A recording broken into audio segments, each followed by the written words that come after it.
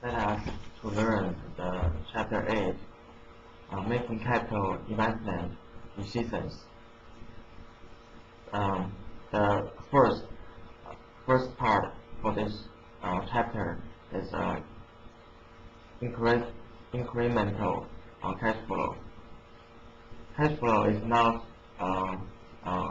amounting income. Always discount cash flow, not earnings, when performing a capital budgeting calculation. Earnings do not represent real money. You cannot spend out of the earnings. You cannot eat out of the earnings, and you cannot pay dividends out of earnings. You can only do these things out of cash flow. The next is the sunk cost. The sunk cost is a cost that has already current, because sunk costs are in the past. They cannot be changed by the decision to accept or reject the project. And the next is the opportunity cost. If the asset is used in a new project, potential revenues from alternative use lost. These lost revenues can meaningfully be valued as cost. They are called opportunity cost because by taking the project, the firm forgoes other opportunities for using the side effects. Another difficulty in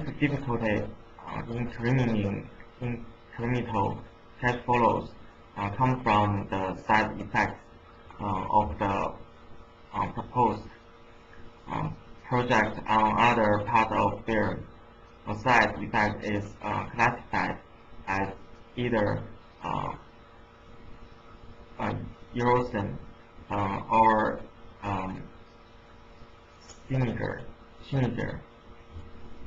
And the next one is allocate cost.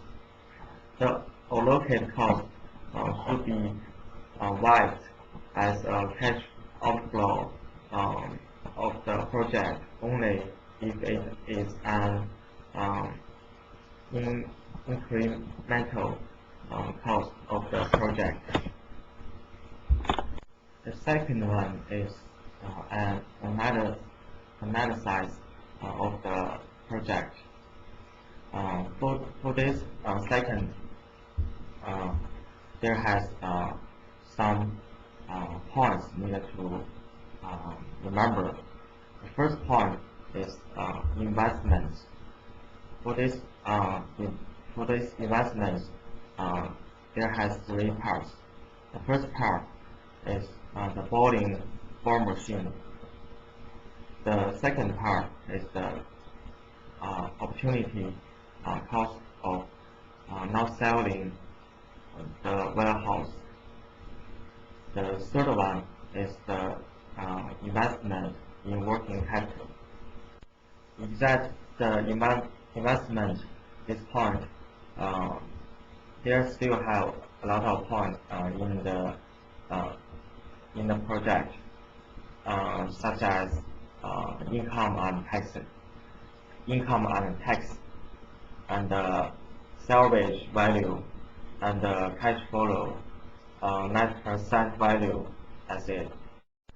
The third is a note on net working capital. The invest in net working capital is an important part of any capital budgeting analysis. Um, an investment in net working capital uh, areas uh, wherever inventory is purchased. Um, Cash is kept in the project as a buffer against unexpected expanding churns, and credit sales are made, um, generating account accounts receivable rather than cash. This investment in net working capital um, refer- as, represents a cash outflow because um, because cash um, generate uh, elsewhere in the firm in head up in the project.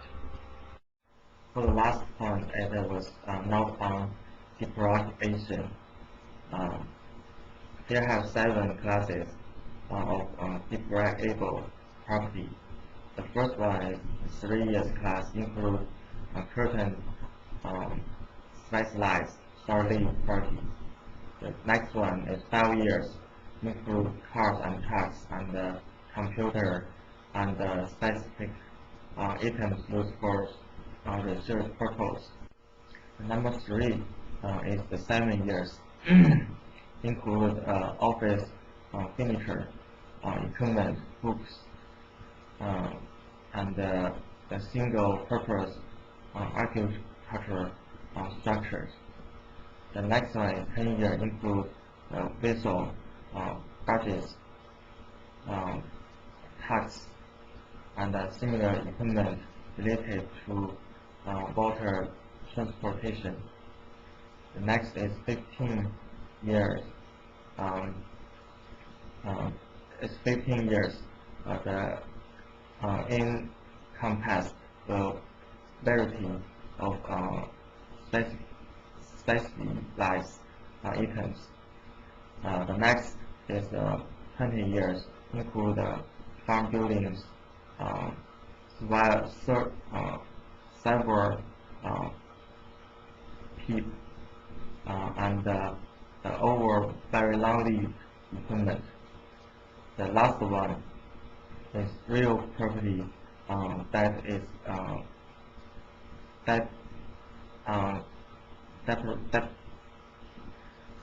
the last one is real property that is depreciable is separate into 2 classes. Um, Residential and non-resident residential.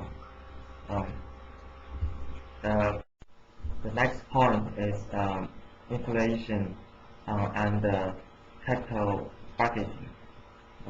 Inflation is an important factor of economic life, and it must be considered in capital budgeting.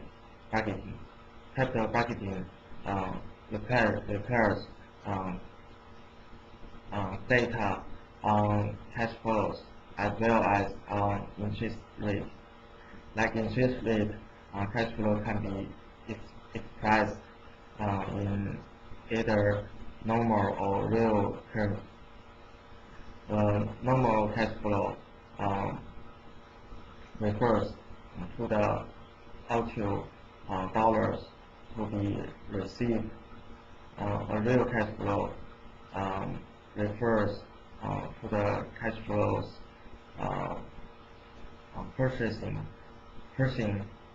power, and the normal and real cash flow normal cash flow must be discounted at the normal rate the real cash flow must be discounted at a real rate. The last point that was the alternative definitions of operating cash flow. Different definition of operating cash flow supply amount to different way of money calculating basic information about sales cost, depreciation, and tax to get at cash flow. And here have still have other ways to calculate the OCI, like the bottom-up approach, and the top-down approach, and the text cell approach. So sometimes maybe we can transfer the formulas for each of the formulas. Let's say for the chapter 8.